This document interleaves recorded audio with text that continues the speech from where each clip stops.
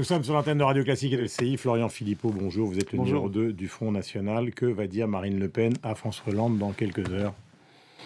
Oui, elle y va à 10h30, effectivement. Je pense que Marine Le Pen va lui témoigner déjà l'émotion qui est la nôtre et celle du mouvement et de nos millions d'électeurs.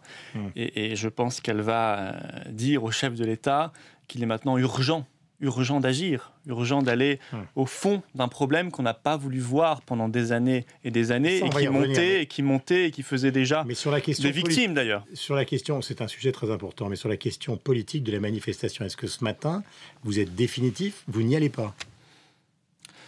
Je pense qu'elle va lui poser la question de savoir ou cette position qu'elle a exprimée hier peut être retournable ou modifiable de l'exclusion qui a été prononcée du Front National. Et donc de ses électeurs. Mais qui l'a prononcé ?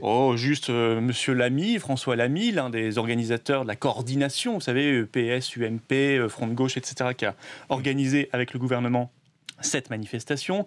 Juste Monsieur Drey, Monsieur Assouline, des tas de responsables. Cornelis n'a pas dit exactement ça. Il a dit au fond... Pas d'invitation adressée, mais tous ceux qui veulent venir, à commencer par vous, pouvez y aller. Est-ce que vous allez y aller, vous ? Oui, on peut y aller, mais alors mettez-vous en fin de cortège, qu'on ne vous voit pas trop, et puis nous, les dirigeants du Front National, par contre, n'y allez pas, parce qu'on veut bien vos électeurs, mais on ne veut pas le Front National. Enfin, qu'est-ce que c'est que cette hypocrisie ? Vous allez y aller ou pas, vous ? Mais on ne peut pas y aller. Pourquoi ? Mais on ne peut pas aller dans ces conditions-là. On va faire quoi ? On va forcer les cordons de sécurité ? Nous ne sommes pas dans la coordination, nous ne sommes pas... Dans les organisateurs, nous ne sommes pas invités, on nous dit que le Front National est exclu. Comme les autres, vous pouvez très bien. D'accord, donc je vais y aller en me cachant dans le fond. C'est pas digne. C'est pas digne, Monsieur Durand. Je veux dire, qu'on soit obligé d'aborder cette question-là, je ne sais pas, 48 heures, c'est ça, même pas. 48 heures après l'arrivée de ces événements dramatiques, la mort de 12 personnes, je trouve ça juste pitoyable de la part du gouvernement. Je trouve ça juste pitoyable, ne serait-ce que par respect des victimes, qu'on soit obligé d'avoir déjà une polémique politicienne à cause du gouvernement qui a brisé l'unité nationale, qui a divisé les Français. Déjà, 48 heures après, ils ont réussi cet exploit. Eh bien, je dis, pas chapeau, pas bravo au gouvernement, c'est juste pitoyable. Mais alors pourquoi va-t-elle voir le président de la République si elle considère que ce sont les partis de gauche qui l'empêchent de manifester ? Parce que je vais vous dire, le président de la République, elle a d'autres choses aussi à lui dire. Elle va lui parler aussi des filières de djihadistes, elle va lui parler de nos solutions, elle va lui demander si on va rétablir, comme le Royaume-Uni, le contrôle des frontières nationales. Parce que ce serait peut-être temps de le faire, non ? On va laisser les frontières grandes ouvertes, on va continuer avec Schengen, on va continuer à laisser toutes les filières comme ça se déverser sur notre pays sans qu'on puisse avoir les moyens aujourd'hui de les contrôler. Parce que manifestement, on n'a plus les moyens de contrôler.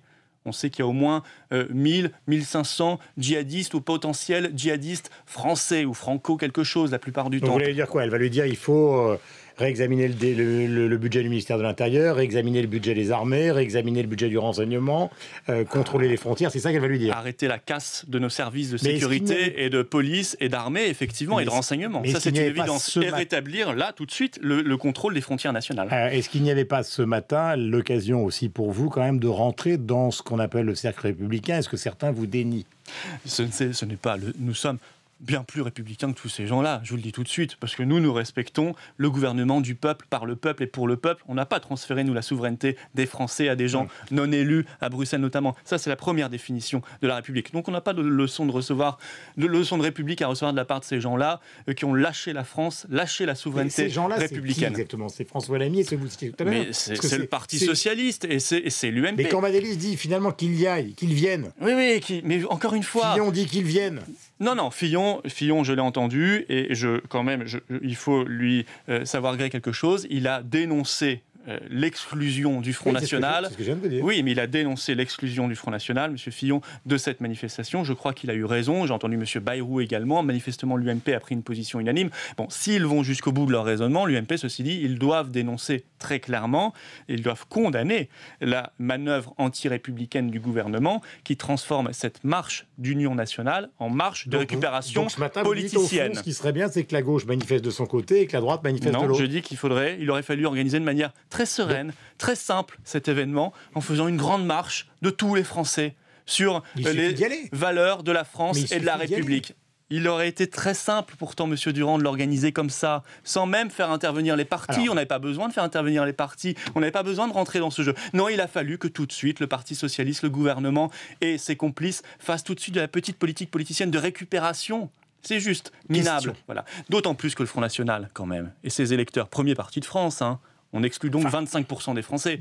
Le Front National est quand même le parti de France dans les sondages, pas dans les votes. Dans les urnes aux dernières élections nationales, excusez-moi, aux européennes. Et également, vous avez raison, dans les sondages, et on est même à 30% dans les sondages. Mais le Front National est quand même le seul à être parfaitement lucide depuis des années sur l'islamisme et les menaces du fondamentalisme. C'est justement ça qui... Alors qui va défiler? Les partis qui sont responsables de la situation actuelle, c'est ça en fait. Question, est-ce que justement l'un des arguments qui est donné par certains responsables de gauche, c'est de dire au fond le Front National stigmatise la communauté musulmane depuis des années. S'il y a des problèmes avec l'islamisme radical, on a vu ces dernières heures qu'une grande partie des autorités religieuses ont condamné violemment ce qui s'est passé. Ouais.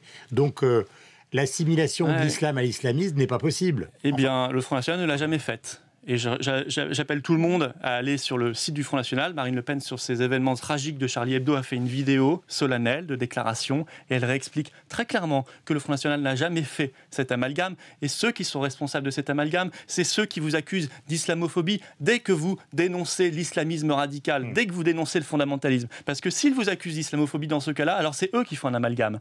Ah oui, logiquement, parce que c'est eux qui considèrent que dénoncer l'islamisme, c'est dénoncer nos compatriotes musulmans. Pardonnez-moi, mais dans l'histoire de l'extrême droite en France, l'islamophobie a existé et elle existe encore. Je ne sais pas de quoi vous parlez, voilà. Je ne suis pas d'extrême droite et le Front National non plus, monsieur Durand, ainsi que 25% des Français, qui sont juste des gens qui aiment leur pays, qui aiment les valeurs de leur pays, qui veulent qu'ils soient libres. Ça existe dans le mouvement culturel que représente le Front National, comme ça existe dans d'autres partis. Je me moque de ce que... Je ne sais pas ce que vous dites. A une histoire, le mouvement culturel, je ne sais pas. Moi, ce qui m'intéresse, c'est le projet du Front National, c'est ce que disent ses dirigeants et ce que dit sa présidente Marine Le Pen, notre projet pour la France. Nous disons que si nous refusons de nommer les choses, on peut continuer à ne pas parler d'islamisme, de fondamentalisme, à ne pas voir les problèmes. Alors oui, nous allons créer des amalgames. Non seulement nous allons créer d'immenses problèmes dans la société française pour tous les Français. Nous serons menacés dans nos vies, nos libertés. Nous le sommes déjà aujourd'hui, je vous le signale. Mais en plus, nous créerons effectivement un amalgame pour nos compatriotes musulmans qui n'ont rien demandé, qui vivent une vie tranquille et qui ne sont évidemment pas liés à ces événements-là. Mais j'ai vu qu'à la manifestation, même l'UOIF appelait à manifester. Même l'UOIF. Je trouve ça aussi, ils auraient pu éviter d'aller dans ce cynisme, absolu. Il faut rappeler ce que c'est pour que les gens qui nous écoutent... Bientôt le Qatar va appeler à manifester aussi, c'est ça. Est-ce que vous considérez justement avec ses amis remarqués du PS et de l'UMP, ça serait logique. Vous considérez qu'on est corrompu de ce point de vue-là? Par le Qatar? Oui. Je pense qu'une grande partie, du système français, c'est-à-dire des élites, sont au moins intellectuellement et moralement, et sûrement qu'il y a des affaires financières, corrompues, bien sûr, par une relation incestueuse avec ce parti, avec ce pays, avec le Qatar, et avec l'Arabie Saoudite d'ailleurs aussi. Et si arrivé au pouvoir, vous arrêterez tout? Mais il faut arrêter les relations diplomatiques avec ces pays-là, au moins autant qu'ils n'ont pas radicalement changé. C'est-à-dire que le Qatar et l'Arabie Saoudite... Vous êtes d'accord avec moi que ça ne concerne pas simplement la France, l'Espagne, l'Angleterre... C'est vrai, c'est européen, c'est même mondial. Ces pays financent l'islamisme qui tue. Alors on continue d'aller faire des conférences chez eux, payer $100 000. Mais ça, c'est une accusation à l'égard de Nicolas Sarkozy. Non, mais on continue, mais c'est au moins moral comme accusation, je vais vous dire. On continue d'avoir les meilleures relations du monde avec ces pays-là. Le Qatar, on continue de leur obéir en matière de politique étrangère. C'est l'interconnexion économique, on n'est pas les seuls. On construit, des musées s'échangent avec Abu Dhabi. Qu'est-ce qu'on fait? On arrête, on reste chez nous, on ferme tout. C'est ça le sujet. Non. On ne sait pas fermer tout. C'est maîtriser notre territoire, c'est contrôler notre politique étrangère, c'est être souverain, libre effectivement chez nous, comme la plupart des nations du monde en dehors de l'Union européenne. Rompre les relations diplomatiques avec le Qatar, ça signifie rompre les relations économiques. Et c'est un système qui... Je ne me prononce pas, mais c'est un système qui nous concerne, nous, c'est votre point de vue, vous avez le droit d'exprimer, et qui va concerner tout le monde aussi. Non, l'essentiel des relations économiques que nous avons avec le Qatar aujourd'hui, c'est de nous faire racheter nos fleurons et nos entreprises stratégiques, comme par hasard, par ce pays, qui prend des parts... chacun règle ses problèmes, qui prend des parts de plus en plus importantes dans des entreprises stratégiques et qui investit par des fonds dans nos banlieues. Pour faire quoi, si ce n'est les déstabiliser? Florian Philippot, est-ce qu'on ne peut pas dire, alors vous allez hurler, mais c'est pas grave, est-ce qu'on ne peut pas dire finalement le Front National, il considère qu'ils n'ont pas été invités, donc que c'est une forme d'humiliation? Non, c'est pas qu'il considère qu'il n'a pas été invité, il a été exclu sciemment et ça a été dit. Et est-ce qu'on ne peut pas dire à ce moment-là, au fond, ils cherchent à maintenir la ligne de l'UMPS, ça les arrange finalement qu'on les vexe? Parce qu'ils ne viennent pas, et comme ça ils disent, ce sont les autres qui manifestent, nous on n'est pas dans l'histoire. Non, j'entends cette petite musique, mais je peux vous assurer qu'il y a peut-être une différence il y a une petite différence entre eux et nous, c'est que nous on n'est pas dans la politique politicienne 24 heures sur 24. Voyez. Et c'est quand il y a des drames comme cela, comme le pire attentat qu'on ait connu depuis des décennies, des familles meurtries, des victimes... On n'est pas dans la politique politicienne. Et on aimerait qu'on ne le soit pas. Et on aurait aimé que le gouvernement ne le soit pas avec une bonne partie de l'UMP. On aurait aimé qu'on soit capable de faire les choses sereinement. Encore une fois, regardez, que le président de la République prenne la parole et dise dimanche, on rassemble tous les Français.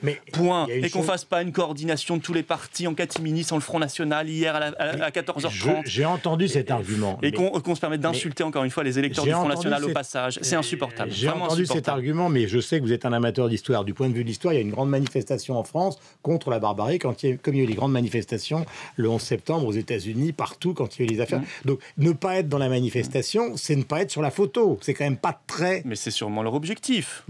Vous imaginez bien qu'il fallait surtout pas que Marine Le Pen soit sur la photo. Mais vous, à titre individuel, vous pourriez avoir envie d'être sur cette photo. Alors, l'objectif, c'est pas d'être sur la photo, mais alors Marine Le Pen... Pas d'un point de vue narcissique, mais d'un point de vue d'histoire. On va être concret. Donc Marine Le Pen va arriver là, dans la manif, elle va forcer un cordon de sécurité, elle va se glisser... pourquoi elle va le forcer? Peut-être que les gens vont la laisser entrer. Oui, bien sûr, leur cortège officiel, tout va se passer très bien. Bon, écoutez, on n'est pas naïf non plus. On n'est pas naïf. On sait comment on organise aussi ce genre de choses et ce genre de dérapage de leur part. Vous pensez que cette manifestation peut dégénérer alors ? Non, mais je pense qu'elle se transformera de fait, de leur volonté, parce qu'ils ont brisé l'unité nationale, elle se transformera en marche UMPS, en marche du système. On verra les partis responsables de la situation de laxisme actuel défiler bras dessus, bras dessous. Ça, c'est classique. Et vous avez le monde entier, y compris le président Obama et les dirigeants du monde entier qui sont émus par cette affaire. Vous dites que c'est une marche UMPS. De leur fait, monsieur Durand, de leur fait. Ils en ont décidé ainsi. Et j'en suis vraiment peiné et vraiment désolé. Et notamment pour les familles des victimes, je trouve ça lamentable qu'on soit même obligé de parler de cela 48 heures après. Vous voyez, j'aurais aimé que déjà on les respecte et qu'on parle du fond des problèmes, parce que nous avons la responsabilité d'éviter de nouveaux drames demain. En tout cas, c'est comme ça que le Front National conçoit sa responsabilité de premier parti de France. Est-ce que vous allez vous abonner à Charlie Hebdo ? Non, je ne vais pas m'abonner à Charlie Hebdo. Parce que ce n'est pas la culture du Front National. J'y contribuerai déjà, puisque manifestement, il y a 1 million d'euros de contribution publique. Je suis contribuable, donc j'y apporterai ma pierre. Je ne parle pas aux contribuables, je parle Non, je ne vais pas rentrer dans ce... On peut très bien exprimer sa solidarité sans défendre les idées politiques. Regardez, prenons l'exemple de la complexité de la solidarité. Attendez, vous permettez, la solidarité, on l'exprime. Après, chacun l'exprime comme il veut.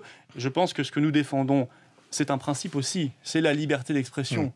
Qu'on soit d'accord ou pas, et Dieu sait qu'on a été attaqué et gratiné par Charlie Hebdo, nous défendons un grand principe qui s'appelle la liberté d'expression, que d'autres d'ailleurs feraient bien de défendre aussi, parce que quand on refuse à un parti politique d'être présent dans une marche nationale, on joue aussi contre la liberté d'expression. C'est un très mauvais signal qu'on envoie. Mais regardez, la société française est quand même une société beaucoup plus complexe qu'il n'y paraît sur le plan politique. Jeannette Bougrabe, ministre sarkozyste, vivait avec Charb, dessinateur et patron de Charlie Hebdo, qui a toujours attaqué l'ancien président de la République. Donc on est plus subtil et plus compliqué que ça, les Français. Et alors, ça veut dire ça, c'est de la vie privée.